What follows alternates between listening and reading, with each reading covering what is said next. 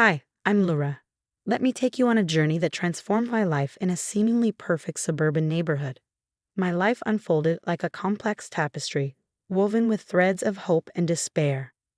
It was a sunny afternoon when Michael and I sat in our cozy living room, the silence broken only by the ticking of the clock. Why don't we try another doctor, Laura? There has to be someone who can help, Michael suggested, his voice filled with optimism. I sighed, feeling the weight of years of unsuccessful treatments. I don't know, Michael. It feels like we've seen every specialist in the state. He took my hand, his eyes sincere. We can't give up. We're in this together, remember? His unwavering support was my anchor, but little did we know, the storm was just beginning. The doorbell rang, and there stood Evelyn, Michael's mother, with her usual air of disapproval. Michael, we need to talk. Alone, Evelyn said, her eyes darting toward me with thinly veiled contempt. Reluctantly, Michael followed her to the kitchen. I couldn't help but overhear their conversation. Michael, you need to think about your future.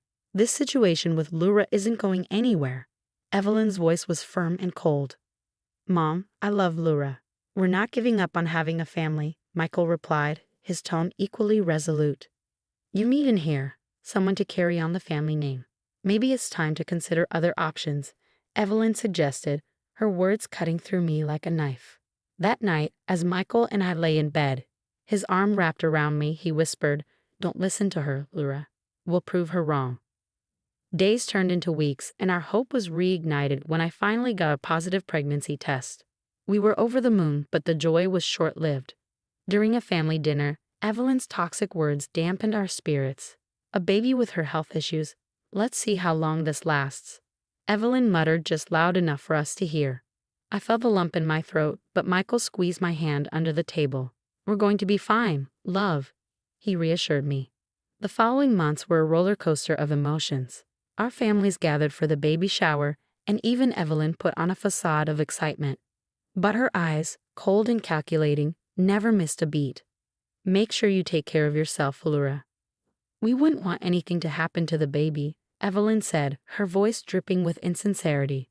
I will, Evelyn. Thank you, I managed to reply, masking my discomfort. As my due date approached, Michael and I prepared the nursery. The walls were painted a soothing pastel blue, and the crib stood ready for our little miracle. It's perfect, isn't it? Michael said, beaming with pride.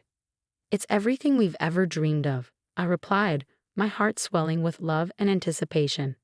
However, our dreams were shattered when complications arose during labor. The doctors rushed me into surgery, and I awoke to the heartbreaking news that our baby boy didn't make it. Holding each other, Michael and I wept for the child we never got to meet. Yet in the midst of our grief, Evelyn's words echoed in my mind. I told you so. Despite the pain, we refused to give up. With each other's support, we faced the challenges head-on, determined to overcome the hurdles life threw at us. Our love is stronger than any obstacle, Laura. We'll get through this, Michael assured me, his voice a soothing balm to my aching soul. In our journey through despair and hope, we learned the true meaning of resilience and the strength of unconditional love. Our story was far from over, and we were ready to face whatever came our way, together. Months passed after our heartbreaking loss, and just when hope seemed a distant memory, a miracle happened. I was pregnant again. The joy Michael and I felt was indescribable, like a ray of sunlight piercing through relentless storm clouds. We embraced this new beginning after years of heartache and unsuccessful attempts. We were finally blessed with the news of my pregnancy. The joy and anticipation that filled our home were palpable. Can you believe it, Laura? We're going to be parents, Michael exclaimed, his eyes sparkling with excitement. The months flew by, each day bringing us closer to meeting our little miracle. The nursery was painted a soft pink, and we would often sit there, imagining our lives with our baby girl. Finally, the day arrived. After hours of labor, we welcomed our daughter Emma into the world. She was perfect in every way. Her tiny hands, her soft cries, everything about her filled our hearts with indescribable love. We did it, Laura. She's here, and she's perfect, Michael whispered, tears of joy in his eyes as he held Sophie for the first time.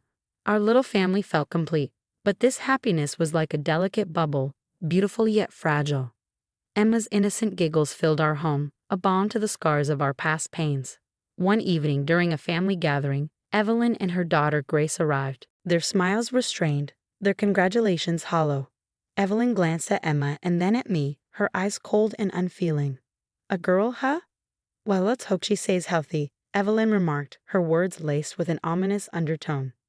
I felt a twinge of discomfort but brushed it aside, focusing on the bundle of joy in my arms. Michael squeezed my hand, a silent promise that nothing would dampen our happiness. The first 3 months of Emma's life were a whirlwind of sleepless nights and endless cuddles, but our bliss was short-lived. Emma fell ill suddenly, her condition deteriorating rapidly. Despite the doctor's best efforts, we lost her. Our world, once filled with the laughter and cries of our baby girl, was now silent, the emptiness echoing off the walls. At Emma's funeral, the air was heavy with grief. Friends and family gathered, their faces etched with sorrow. But amidst the sea of mourners, Evelyn and Grace stood out. Their demeanor was unsettling. No tears, no signs of grief, as if they were untouched by the tragedy. As I stood by Emma's tiny coffin, heartbroken, I caught a glimpse of Evelyn and Grace whispering to each other, a smirk playing on their lips. Their blatant disrespect in such a sacred moment was a shock to my already fragile state. "Can you believe it? Another one gone. Maybe it's a sign, huh?" Grace whispered, not realizing I was within earshot. Evelyn chuckled softly. "Perhaps Michael will finally see sense and leave her." I watched, stunned, as they exchanged smiles and whispers, their laughter a jarring sound in the solemn atmosphere. It was a slap in the face, a mockery of our pain. My heart pounded in my chest, anger boiling inside me. "I can't believe they're doing this," I whispered to Michael, my voice shaking. Michael looked in their direction, his expression turning from confusion to disgust. "I'll talk to them," he said, but I was already moving toward them. "Really, Evelyn? Smiling at a time like this? What's wrong with you?" I couldn't hide the bitterness in my voice. Evelyn turned to me, her smile fading into a smirk. "Oh, Laura, always so dramatic. We were just." "Just what? Celebrating my daughter's death?" I interrupted, my voice rising. The crowd began to take notice, their murmurs growing louder. Michael came to my side, his eyes filled with anger and disappointment. "Mom, this is unacceptable." "You're at a funeral," Michael said, his voice stern. Evelyn tried to defend herself. "We were just talking about..." "About what?" "How happy you are that my daughter is gone." I was nearly screaming now, my grief turning into rage.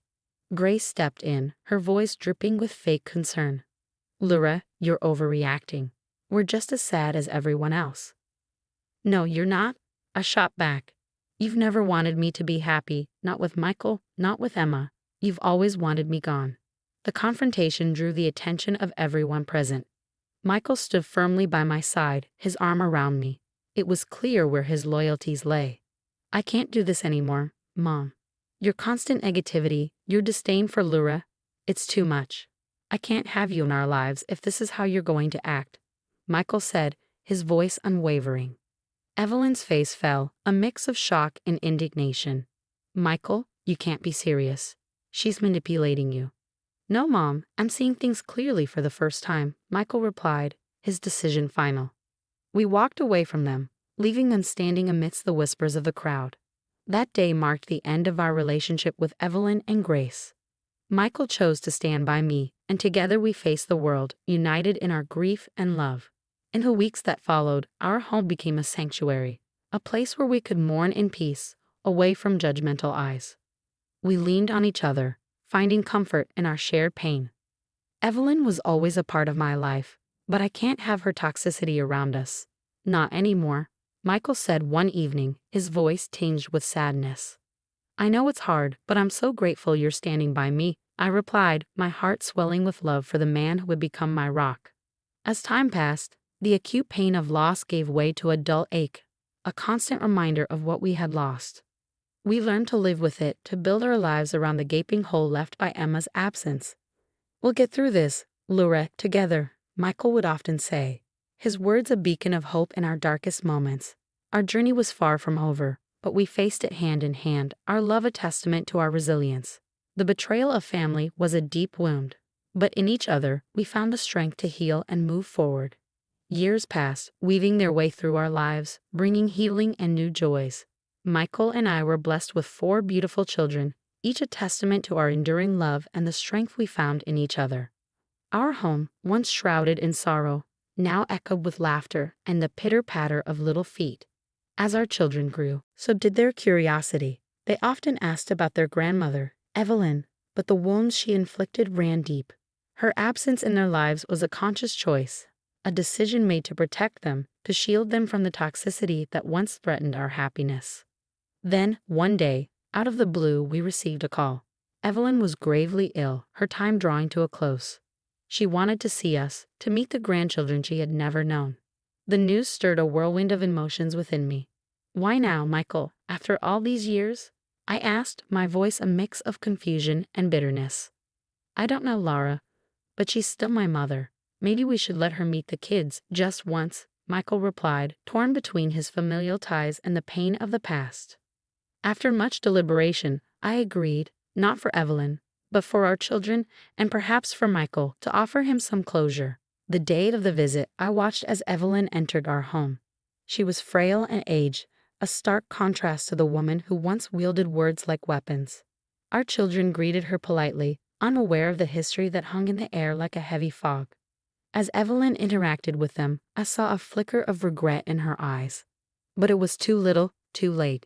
The chasm between us was too wide, the hurt too deep. After the children had gone to bed, Evelyn turned to me, her eyes weary. "Laura, I know I've made mistakes. I'm sorry, truly sorry." Her words, the long overdue, did little to stir forgiveness in my heart. "Evelyn, I appreciate your apology, but I can't forget what you did. How you made us feel when we needed support the most." Michael sat beside me, a silent source of strength. "Mom, we've moved on. We've built a life, a happy one, without the negativity you brought into it," he added, his voice firm. Evelyn nodded, a single tear trailing down her cheek. "I understand. I just needed to say it, to try and make things right before it's too late." As she left our home that night, I felt a sense of closure. The chapter of our lives tainted by her bitterness was finally coming to an end. I had moved on, we had moved on, and in the faces of our children, I saw the future, bright and unburdened by the past. "We did the right thing, letting her see the kids," Michael said. "Yes, we did.